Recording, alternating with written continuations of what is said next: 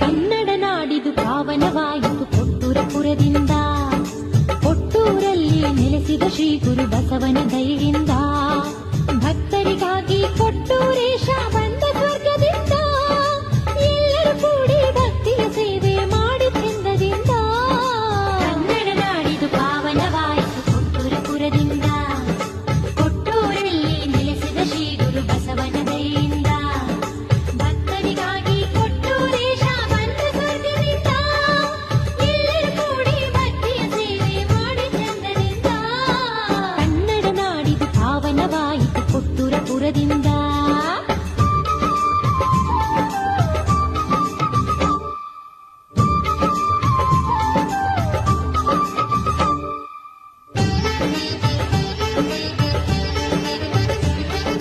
ಮಲ್ಲಿಗೆ ಹೂವಿನ ಮಾಲೆಯ ತನ್ನಿರಿ ನೀವು ಭಕ್ತಿಯಿಂದ, ಸೇವಂತಿಗೆ ಹಾರವ ಹಾಕಿರಿ ಸರ್ವರು ಸಿರಿ